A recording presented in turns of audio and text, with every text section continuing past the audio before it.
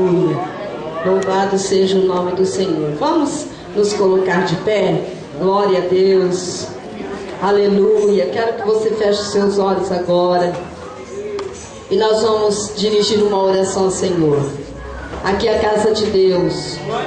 Lugar de adoração. Lugar onde nós encontramos o milagre. Onde nós podemos ser curados e abençoados. Lugar onde a nossa alma tem um encontro com Jesus. E a partir deste dia a nossa vida muda.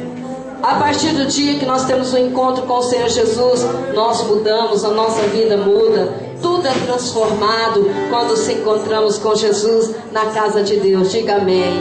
Diga graças a Deus. Louvado e exaltado seja o nome do Senhor. Aleluia. Glória a Deus. Amém? Diga graças a Deus. Vamos nos alegrar um pouquinho. Vamos cantar batendo palmas, louvando e adorando. Oh, aleluia.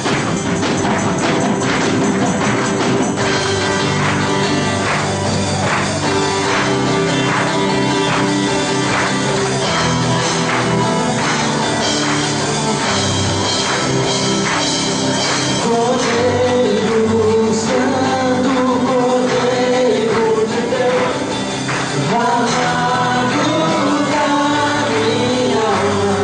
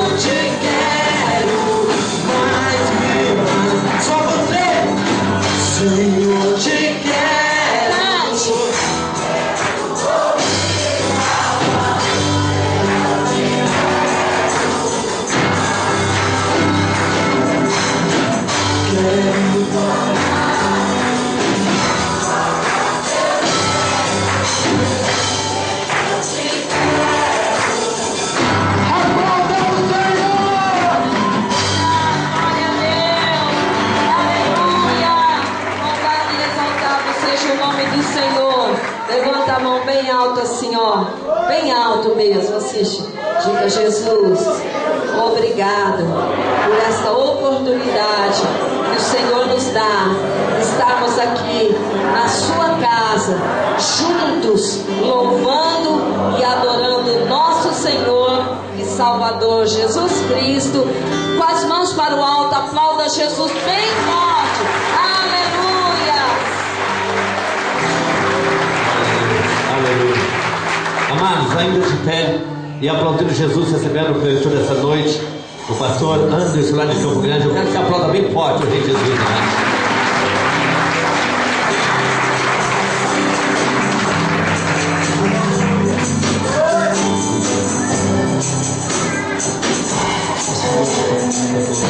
Senhor, amém. Louvamos a Deus pela vez segunda estarmos aqui na nossa sede, esta igreja maravilhosa, do qual nos recebemos com muito amor e carinho. Louvo a Deus pela vida do pastor Valdemar, pastora Rose, a sua família, juntamente com esta amada igreja. Trago-vos a paz ali dos irmãos que não puderam vir conosco, onde estamos presidindo a igreja em Campo Grande, lá no bairro Pioneira, uma obra que carece muito, mas muito mesmo, da oração dos irmãos. Quantos aqui prometem orar pela igreja de Campo Grande? Amém, irmãos? A oração do justo pode muito em seus efeitos. Eu acredito que, assim como a cidade de Presidente Prudente trouxe um ônibus para o 11º aniversário deste ministério, eu acredito que no 12º ano, que será o ano que vem, nós também haveremos de trazer um ônibus, pastor Valdemar, ali com os irmãos da igreja de Campo Grande. Esta noite o Senhor colocou uma palavra no nosso coração, e eu gostaria de meditar nessa palavra juntamente com os irmãos. Carta do apóstolo Paulo à igreja de Roma, carta de Paulo aos Romanos, capítulo 12. Quero ler aqui 2 versículos deste capítulo.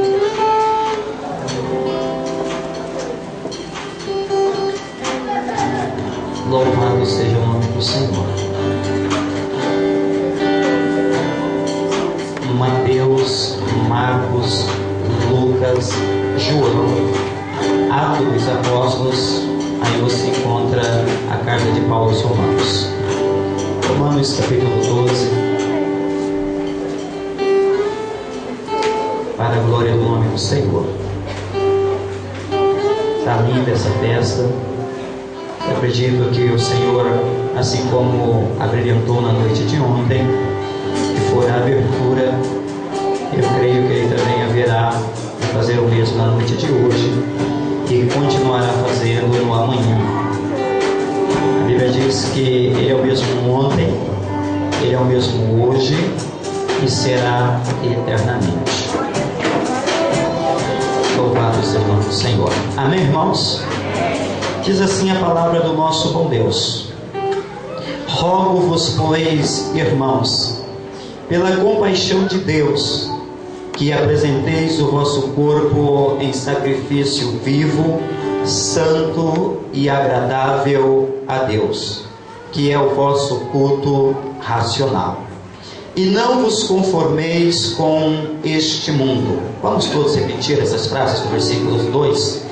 E não vos conformeis com este mundo, mas transformai-vos pela renovação do vosso entendimento, para que experimenteis qual seja a boa e agradável e perfeita vontade de Deus. Quantos aqui jantaram? Amém? Ninguém jantou? Amém? Vamos todos ler, irmãos, em um alto e bom som nesta noite, o versículo 2. Vamos lá?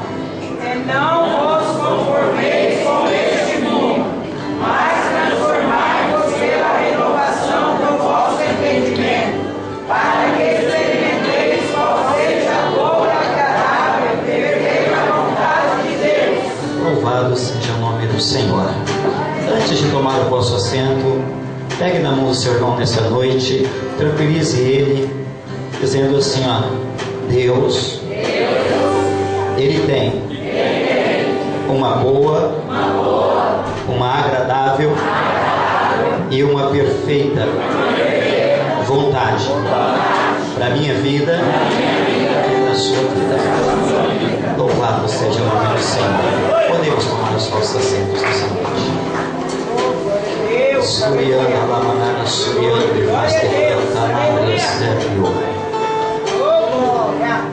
amados, nessa noite o Senhor coloca no meu coração essas palavras e eu quero, com muito cuidado, transmiti-la ao coração dos irmãos com a ajuda do Espírito Santo. E eu quero deixar nesta noite a mensagem do primeiro versículo para outro dia. E eu quero me deter no segundo versículo, que foi o versículo a qual ora a igreja leu juntamente comigo. E eu quero nessa noite ministrar sobre o seguinte tema: conformados, diga comigo, conformados, jamais. E é sobre esse tema que eu quero nesta noite ministrar: conformados, jamais. A Bíblia nos revela que o apóstolo da graça, o apóstolo Paulo, ele escrevera cerca de 13 livros, 13 epístolas.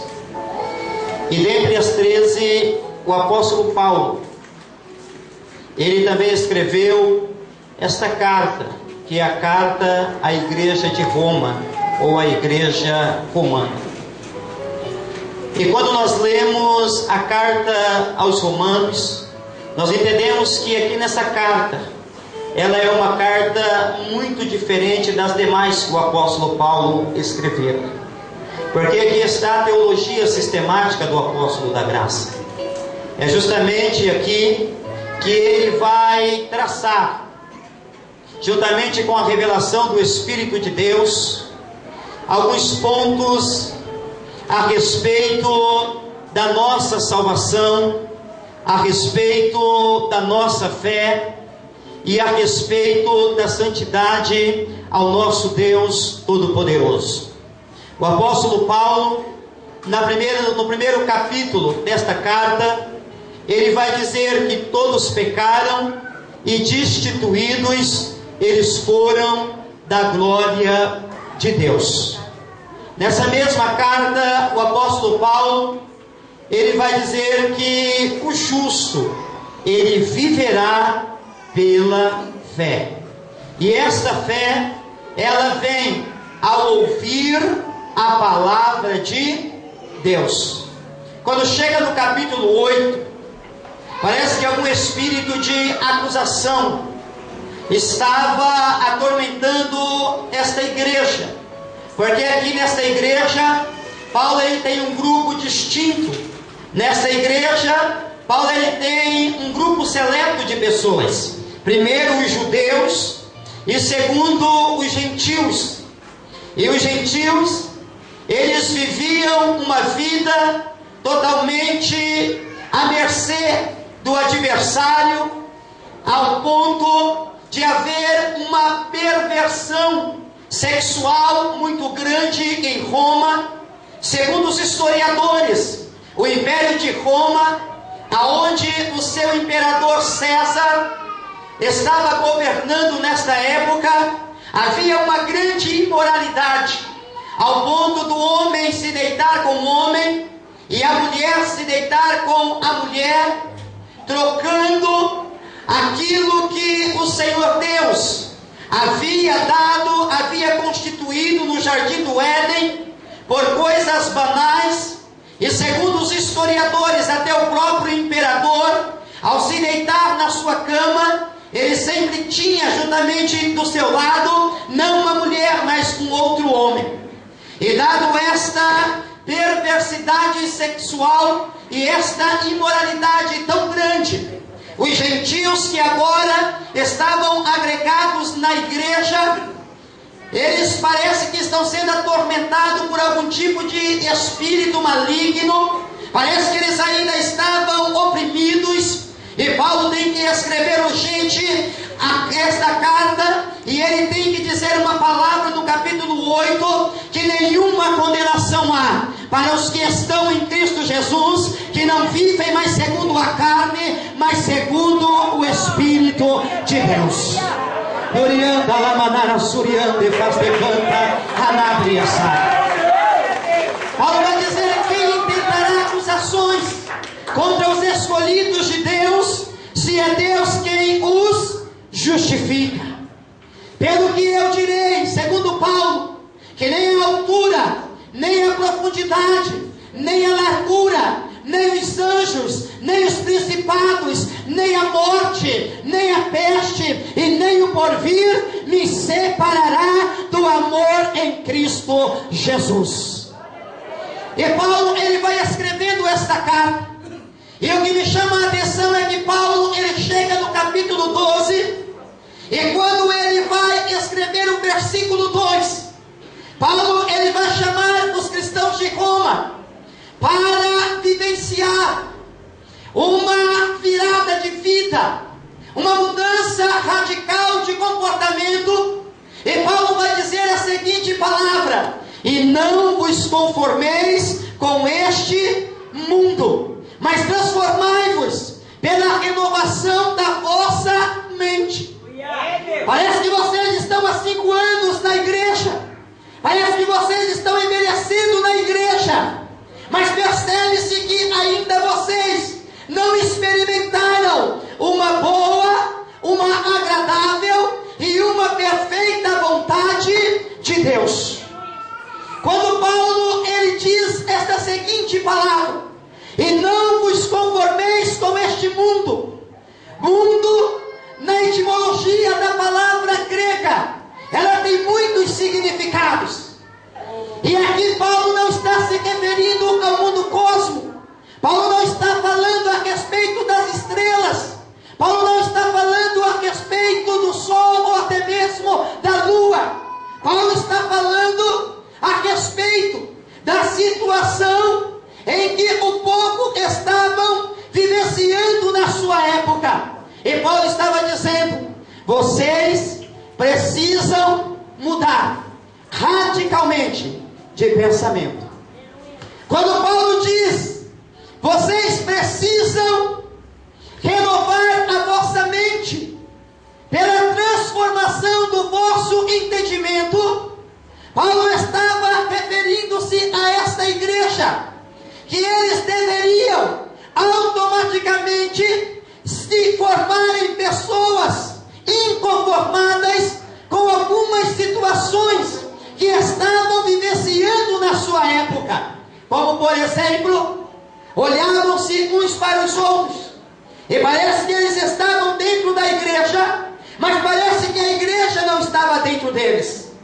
Parece que dentro da igreja havia uma mistura generalizada, ao ponto de Paulo, através do Espírito Santo de Deus, pedir para os irmãos mudarem de atitude e não se conformarem com a situação, porque se eles mantessem esse conformismo, jamais, em hipótese alguma, eles poderiam experimentar a boa, a agradável e a perfeita vontade de Deus. Aleluia. Ah, Deus. Nesta noite, nós temos aqui 2 grupos seletos. Nós temos aqui um grupo distinto um dos outros. Nós temos aqui nesta noite pessoas que se conformam com a situação que estão vivendo. Eu vou dar um exemplo. O adversário, ele tem sutilmente nesta última hora da igreja na face da terra se levantado, e ele tem solapado algumas famílias. Ele tem entrado dentro da casa ou dentro dos lares de algumas pessoas, e ele tem imposto a sua vontade. Como, por exemplo, está lá o filho. O adversário, ele entra sutilmente e ele logo apresenta o vício das drogas, e automaticamente arranca essa pessoa de dentro da casa e coloca essa pessoa subjugar diante do seu jugo. Quando Paulo, ele está se referindo ao inconformismo, Paulo está dizendo que não deveria ser assim, que todas as vezes que o adversário viesse colocar algumas coisas na nossa vida, ou até mesmo na nossa família, que nós deveríamos refutar, que nós deveríamos não aceitar. A Bíblia nos revela que muitos homens e muitas mulheres passaram a experimentar a boa, a agradável e a perfeita vontade de Deus, porque não se conformaram com a situação e não se conformaram com as circunstâncias. O que Paulo está dizendo aqui, meu amado, o que Paulo está dizendo aqui, minha amada, é muito sério. Se você quiser receber a bênção de Deus, se você quiser receber a vitória de Deus, e o certo Ele tem para cada um de nós, nós não devemos jamais nos conformar. Aleluia. A vida de um vitorioso e a vida de um fracassado, ele está em um simples ponto. É porque aquele que é vitorioso, ele não aceita qualquer situação.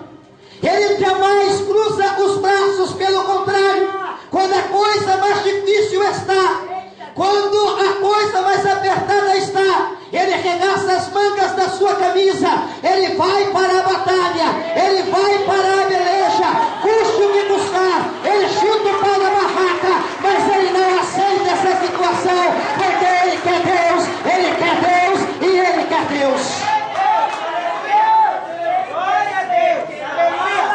A Bíblia nos revela que em Jerusalém, a capital do grande rei Davi, havia se levantado um grande confronto entre Israel e entre os filisteus. A Bíblia nos revela que do lado da montanha estão os soldados todos bem armados e treinados, o quartel-general do rei Saul. E do outro lado da montanha estão os filisteus. E os filisteus agora eles aclamam o seu herói por nome Golias de Gade. E eles pegam aquele homem de 3,20 metros de altura, e eles colocam na frente da batalha. E eles de um lado, eles aclamam Golias de Gade, ao ponto dele se levantar e olhar para os soldados de Israel e bater no peito e dizer a seguinte palavra: porventura, aí entre vocês não tem um cabra-macho, não tem um homem valente que desça comigo no vale para o duelo? Porventura, se houver entre vocês um homem assim corajoso, e nós descermos ao vale, se o homem de vocês, israelitas, me vencer neste vale, nós, os filisteus, seremos vossos servos. Mas se porventura vocês perderem a batalha no vale, vocês passarão a ser os nossos servos. E durante 40 dias foram 80 afrontas, porque Golias de Gade ia pelo período da manhã, ele ia pelo período da tarde, e ele afrontava horrivelmente Israel. A Bíblia nos revela que os reis da época, eles só saíam para uma batalha, eles só entravam em um confronto direto com o inimigo, se o Senhor, o Deus Yahvé, se manifestasse através de um profeta, e o profeta chegasse diante dos soldados e dissesse a seguinte palavra: pode ir em paz, porque vocês indo, vocês vencerão esta peleja, porque o Senhor é com vocês. Mas por causa da desobediência de Saul, não havia profeta para dar a palavra e o alarido de Deus de vitória. Pelo que eles se amedrontaram, eles se acovardaram, e eles ficaram naquele conformismo caótico e miserável, tacanha e mesquinho. Um olhava para o outro e e dizia: vai você, Eliabe, você é o cara. Não, eu não vou. Vai você, Abinadab, também eu não vou. Pelo que houve essa cogitação durante 40 dias.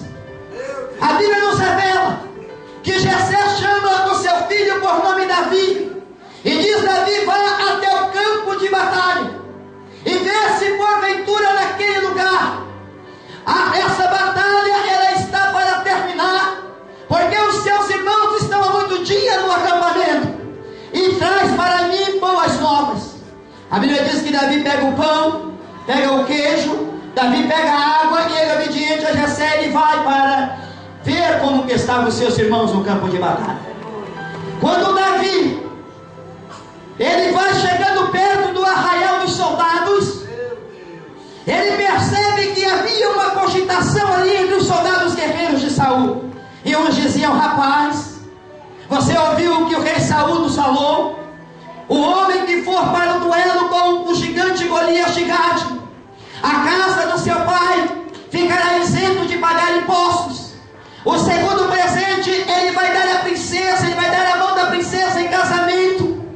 E o terceiro presente, este homem se sentará na mesa todos os dias para comer pão com o rei. A Bíblia diz que Davi ouviu aquele negócio. Quando Davi ouviu aquela palavra, ele percebeu que lá vinha Golias de Gade pela montanha, e ele gritava e desaforava os soldados israelitas, e ele dizia: ei, aí entre vocês não tem um homem para lutar comigo no vale? Quando Davi olhou aquilo, ele ouviu aquelas palavras, ele disse: quem é esse incircunciso filisteu que se atreve a afrontar o exército do Deus Jeová, o Deus Todo-Poderoso na batalha? Davi, com espírito de inconformismo, ele não aceitou aquela situação. E a Bíblia diz que lá vai Davi descendo as montanhas, e ele chega no vale, e ele chama Golias de Gade para o desafio. A Bíblia diz que Golias de Gade olhou para o menino, e ele desprezou horrivelmente aquele jovem por ser franzino e por não ser destro em batalha alguma. A Bíblia diz que lá vem ele todo prepotente e arrogante. A Bíblia diz que ele vai se aproximando de Davi, e na proporção em que ele vai se aproximando de Davi, a Bíblia nos revela que Davi ele vai até o ribeiro, e ele vai escolher apenas 5 pedras. Creio eu que aquelas 5 pedras eram pedras representativas. Quem sabe o nome da primeira pedra não era Deus Forte. Quem sabe o nome da segunda pedra não era Maravilhoso. Quem sabe o nome da terceira pedra não era Conselheiro, ou Pai da Eternidade, ou Príncipe da Paz. Creio eu que Davi pega aquelas 5 pedras, coloca no seu alforje, e ele olha para uma daquelas pedras e pensa consigo: eu tenho um espírito de inconformismo. E a pessoa que tem espírito de inconformismo, ela não está nem aí com a situação, ela vai para cima, custe o que custar. Ela acredita que Deus é na sua vida. Louvado seja o seu santo nome. Acredito eu que Davi olha para as 5 pedras, e creio eu que ele vai dizer: é hoje que eu vou usar esta pedra, e eu vou dar o nome dela. Creio eu que Davi pega no alforje uma daquelas pedras, e ele coloca nas suas mãos, e ele diz, creio eu assim, ó: hoje eu vou mandar a pedra Deus Forte. Aleluia. Ele coloca no seu estilingue, ele coloca na sua funda. Segundo o historiador, Davi ele tinha uma habilidade muito grande com a funda, por ser ele pastor de ovelha. Davi ele não errava um alvo, jamais ao lançar a pedra em alguma coisa. Segundo o historiador, a pedra que Davi girava na sua mão e lançava, ela ia numa velocidade de 130 por hora. A Bíblia nos revela que Davi vai pegar aquela pedra, já não vai suportando o conformismo daquela afronta, e ele vai girar, e ele vai girar. Na proporção em que ele vai girar, a velocidade vai aumentando no seu braço. Na proporção em que a velocidade vai aumentando no seu braço, ele tem que soltar aquela pedra. A Bíblia diz que quando ele solta a pedra vai em uma direção única, aonde poderia atingir afligir aquele Golias. A Bíblia diz que ela vai na fonte daquele gigante, ao ponto dele cair para trás. Quando ele caiu para trás, o Espírito de Deus se apoderou do rapaz e disse: Davi, para os valentes eu derramo a unção do meu Espírito, mas para os inconformados eu dou a unção de matar gigante. A Bíblia diz que Davi olha para o gigante e vê que ele tinha sofrido traumatismo craniano, sangue pelo nariz, sangue pela boca. A Bíblia diz que Davi pega a espada do soldado e diz para ele nunca mais se levantar e ousar a se atrever a afrontar o exército de Deus. A Bíblia diz que ele parte na cabeça do gigante, ele coloca em uma bandeja e ele vai cruzando pelos portões de Jerusalém, e as princesas vão cantando: Saul matou 1000, mas Davi matou 10.000. Eu quero te dizer nesta noite que o Espírito Santo de Deus, ele está neste lugar, e ele só pode bradar na vida daquele que é inconformado. Ei, meu irmão, não aceita a situação, não. É, papai. Até quando você vai sofrer essas afrontas? É, Deus. Até quando você vai aceitar o inimigo tripudiar sua atitude de cruz? Até quando você vai aceitar o adversário arrancar o seu marido da sua casa e levar para o braço de outra? Até quando você vai aceitar o adversário arrancar até mesmo o seu filho e levar para os vícios das drogas, ou até mesmo a sua filha para o vício da prostituição? Existe uma boa, existe uma perfeita e existe uma agradável vontade de Deus para a minha vida e para a sua vida. Mas eu preciso mudar aqui, ó, na minha mente. O maior campo de batalha é a mente do ser humano. O que Deus tem para você, o que Deus tem para a sua família é muito lindo, é muito grande. O que você está vivendo são circunstâncias. Só que circunstâncias, elas podem se tornar para o resto da vida, ou elas podem durar apenas um momento. Agora quem decide isso sou eu. Ou eu me conformo com a situação e aceito isso para o resto da minha vida, ou eu me torno uma pessoa inconformada e eu me torno vitorioso. A Bíblia nos revela que Jesus Cristo, ele estava muito chateado, porque grande foi as perseguições para com o seu ministério. Ele havia quebrado a tradição dos anciões, porque os anciões diziam que deveria, para tocar no alimento, lavar as mãos. E Jesus Cristo, ele foi bem crítico e taxatório, e ele disse que o maior mal não é aquilo que entra, mas aquilo que sai. Por causa dessa palavra, os anciões começaram a perseguir Jesus. Jesus está vivendo um momento crucial no seu ministério, muito triste. Jesus, ele sai de Jerusalém e ele vai pelo lado da Galileia, e ele vai caminhando com os seus discípulos. E a Bíblia diz que ele vai andar, segundo o historiador, cerca de 75 quilômetros, e ele vai chegar na cidade de Tiro e na cidade de Sidom. Quando Jesus, ele vai entrar dentro da casa para descansar, a Bíblia nos revela que veio uma mulher gritando pela rua, e ela vem dizendo: Jesus, filho de Davi, tem misericórdia de mim, porque a minha filha horrivelmente está endemoniada.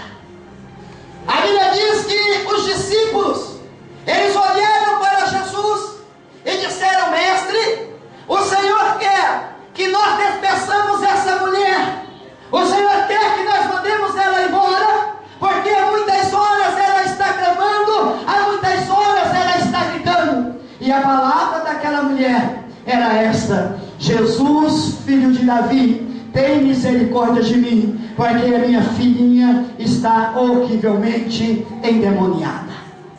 Quando a Bíblia diz horrivelmente endemoniada, irmão, ela estava tomada, espírito, alma Alguém aqui já viu uma pessoa possessa dessa forma? Sem ser na sessão de descarrego? Alguém já viu perto de você, dentro da igreja que você congrega? Não tem como conter uma pessoa assim. Ela rola de um lado para o outro, ela bate-se de um lado para o outro, ela arranja os dentes, ela espuma, os seus olhos viram, e a sua face é uma face de derrota. Era esta a situação da filha desta mulher. Ou ela se conformava com a situação, ou ela se inconformava e ia em busca da solução para o seu problema. A Bíblia nos revela que Jesus vai dizer para os discípulos assim, ó: não despeça ela não, deixa ela vir ter comigo. A Bíblia diz que a mulher vai se aproximando de Jesus, e na proporção que ela vai se aproximando de Jesus, a Bíblia diz que Jesus vai dizer uma palavra para ela: ei mulher, não é bom pegar o pão da mesa do seu Senhor e dar aos cachorrinhos. Pensa comigo aqui nessa noite, você vivenciando uma situação igual dessa mulher, e de repente alguém lhe dá uma palavra como esta. Se fosse eu, se fosse você, eu acredito que a nossa fé iria oscilar, e nós com certeza baixaríamos a nossa cabeça e voltaríamos para dentro da nossa casa e conviveríamos com a situação desagradável que estava ocorrendo na vida dela. Mas ela olha para Jesus, e ela não se importou com o que Jesus disse, e ela disse assim: Senhor, eu não me importo não, porque as cachorrinhas, elas também comem da migalha que cai da mesa do seu Senhor. Em outras palavras, ela estava dizendo: Senhor, inconformada sempre, mas conformada jamais. O nome dessa mulher era Valéria. Ela estava às 7 horas da manhã falando com Jesus, e Jesus olhou para ela, e ela teve o privilégio que nenhuma outra mulher teve naquele instante. Ela teve o privilégio de ser chamada de filha. A Bíblia diz que Jesus olhou para ela, e Jesus disse: filha, vai para a sua casa, porque a sua filha, ela está curada. Quando Valéria chega 9 horas da manhã na sua casa, aquela moça que estava horrivelmente endemoniada, segundo a história, agora ela está varrendo a casa, agora ela está com um semblante normal, agora ela está alegre e feliz, porque vale a pena ser inconformado para o Senhor mudar a situação e a história da nossa vida.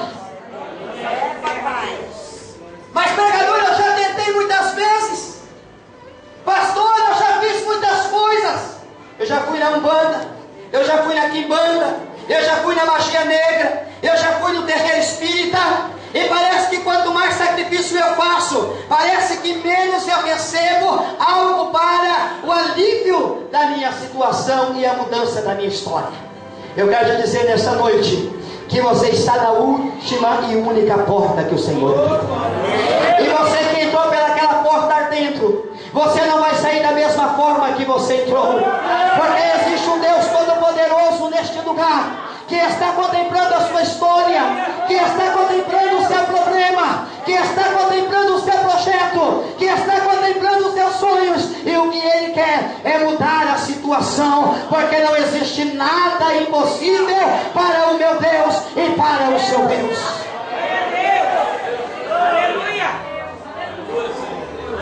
Agora você escolhe: ou se conforma e continua vivendo a mesma história, ou seja, uma pessoa inconformável e experimente a boa, a agradável e a perfeita vontade de Deus. A Bíblia nos revela que Jesus Cristo, no capítulo 5 de Mateus, Ele está pregoando um dos seus maiores sermões, que é o Sermão da Montanha, e ele começa no capítulo 5. E quando alguém lê o capítulo 5, percebe-se que nunca nenhum pregador em toda a história conseguiu atingir todas as áreas da vida do ser humano como o pregador de Nazaré no capítulo 5. Mas ele vai pelo capítulo 6. E quando ele vai passando pelo capítulo 6, alguém vai ler e vai dizer que o discurso dele é muito lindo. Ele vai terminar no capítulo 6 porque ele não tem mais palavra para a multidão. Ele passa pelo capítulo 6 e ele vai no capítulo 7. Quando ele encerra no capítulo 7 o sermão, a multidão está em delírio, impactada pelo poder da sua palavra profética. A Bíblia diz que ele vai deixar a multidão e ele vai descer do monte. A Bíblia nos revela que quando ele vai descer do monte, ele vai encontrar com diga comigo, leproso. Leproso em Israel era conhecido como feridos de Deus. Quando alguém olhava para um leproso, alguém dizia: maldito é, o Senhor o feriu. Porque na mente do judeu, a primeira mulher a ser atacada por lepra era Miriam, a irmã de Moisés. A Bíblia nos revela que aquele leproso ele está no pé do monte. E quando ele está no pé do monte, o Senhor Jesus Cristo vai descendo. E quando Jesus Cristo vai descendo, ele vê o nosso mestre e ele se aproxima dele. Ele se ajoelha perante a sua presença. E a Bíblia nos revela que ele vai fazer o quê? Ele vai adorar a Jesus. Quando ele termina o seu devocional de adoração ao Senhor, ele cheio de chagas, cheio de feridas, podre, com mau cheiro, a Bíblia diz que ele vai olhar para Jesus e ele vai dizer assim: se quiseres, pode me tornar limpo. A Bíblia diz que quando ele termina de dizer isso, Jesus olha para o estado miserável dele, mas vendo que ele era um leproso dentre os demais, mas porém um leproso diferente, porque era um leproso inconformado, a Bíblia diz que Jesus olha para ele e Jesus diz a seguinte palavra: eu quero, portanto, ser limpo. A Bíblia diz que ele toca no leproso, e quando ele toca no leproso, a multidão inflama ao seu redor, e eles começam a dizer: agora eu quero ver se ele é o Filho de Deus mesmo. Porque a lei diz que aquele que tocar no leproso, leproso ficará. A Bíblia diz que ele tocou no leproso, e o leproso instantaneamente ele foi curado. Na proporção em que o leproso foi curado, não aconteceu nada no corpo de Jesus. Sabe por quê? Porque ele tocou num leproso diferente. Ele tocou num leproso inconformado com a situação. A vida é feita, meu irmão, de tentativas. Só sabe se vai dar certo se você tentar. Se você não tentar alguma coisa, você não vai ter a experiência. Papai. E nesta noite o Espírito Santo de Deus, ele quer dar a sua graça para algumas vidas aqui neste lugar. E existe ainda uma boa, existe ainda uma agradável, e ainda existe uma perfeita vontade de Deus para a minha vida e para a sua vida. E Deus nesta noite, ele quer realizar através da sua infinita bondade e misericórdia. Glória a Deus. Deixa eu contar um testemunho aqui para os irmãos. Aleluia. Eu ainda garoto com 22 anos de idade, principiante do Evangelho. As irmãs do círculo de oração, eu ainda líder da mocidade, elas disseram para mim: meu filho, Deus colocou no meu coração para que você se una ao círculo de oração. E eu olhei para aquele monte de irmãs e disse: meu Deus, sou eu homem no meio das irmãs? Elas disseram: meu filho, Deus tem um ministério na sua vida muito forte, e o ministério que Deus tem na sua vida se dará a partir do momento em que você for um dos integrantes do círculo de oração. E nós temos o costume de visitar as irmãs. Semanalmente fazemos a escala, e cada uma vez a semana nós vamos na casa de uma irmã, oramos, lemos a Bíblia e ali abençoamos aquela casa. E nós queremos que você nos acompanhe. E eu tive uma experiência. Uma das irmãs do círculo de oração chegou perante a dirigente do círculo de oração, e ela disse para ela, já não mais conformada com a situação da vida dela, ela disse: irmã fulana de tal, eu preciso que vocês levantem uma campanha de oração e intercessão na minha casa. Porque o meu marido, ele fica endemoniado, e o dia que ele fica possesso dentro de casa, ele pega um facão, e ele coloca eu e a minha filha para fora de casa. E dependendo da possessão dele, não tem horário. Às vezes é de madrugada. E quando ele põe a mão naquele facão, nós temos que ficar perambulando pelas ruas até que passe aquele espírito e ache uma calmaria, e nós voltamos para dentro do nosso lar. E eu já não aguento mais aquela situação. Eu quero que vocês façam esta campanha de oração no período da manhã. E a irmã me convidou para esta peleja. E lá fomos nós, nos deslocamos para a casa da irmã. Cerca de 15 irmãs, em uma roda, começaram a ajoelhar-se, e eu no meio delas. E as irmãs começaram fervorosamente a orar, interceder a Deus, para entrar com um milagre e uma ação na casa daquela serva do Senhor. Enquanto nós estávamos orando na sala, chegou o homem. A porta estava fechada, e ele batia pela porta do lado de fora, e ele dizia: que barulho é esse que está acontecendo aí dentro? E a mulher dizia: fica quieto, porque nós estamos orando, as irmãs estão abençoando aqui a nossa casa.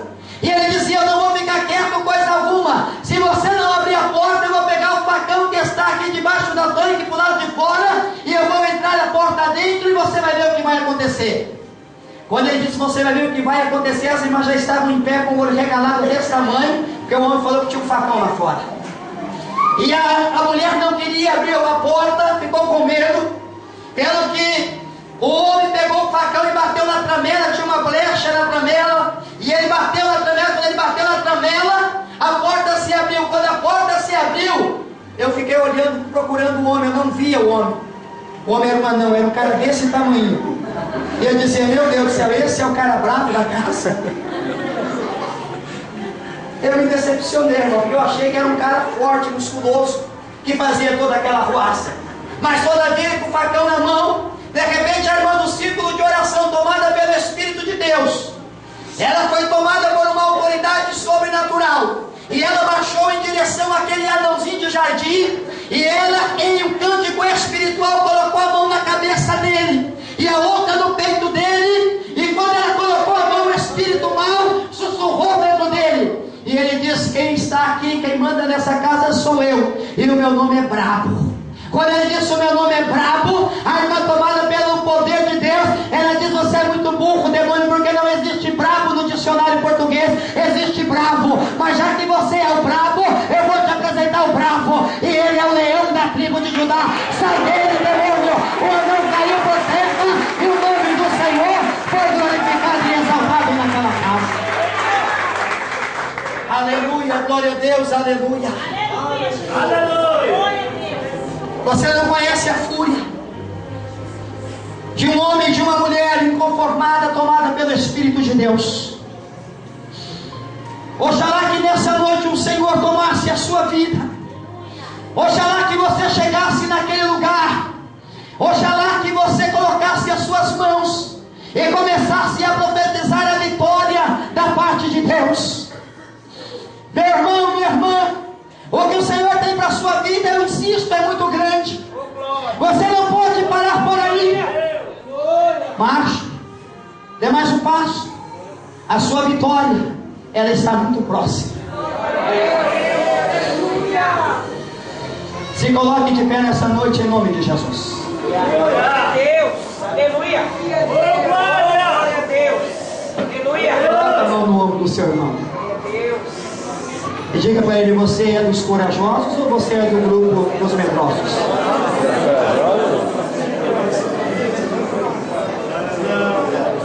Louvado seja o nome do Senhor. Glória a Deus. Aleluia.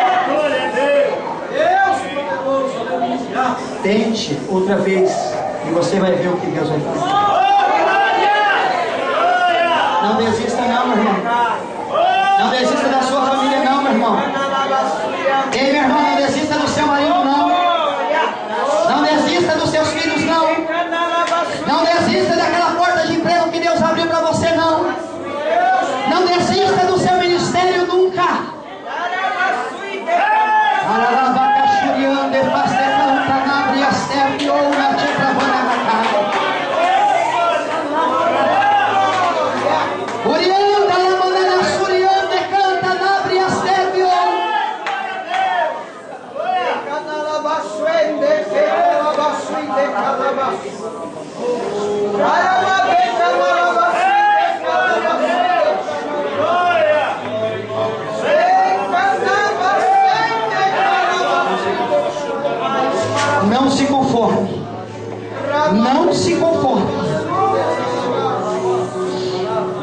Jesus Cristo, Ele disse para os seus discípulos: e recebereis poder ao descer sobre vós o meu Espírito, e ser-me-eis minhas testemunhas, tanto em Jerusalém quanto na Judeia, em Samaria e até os confins da terra. Quando Cristo, Ele disse: recebereis poder, poder no grego significa dínamos. Dínamos significa força. Se você tem o Espírito de Deus, existe uma força motriz dentro de você, como o motor de uma carta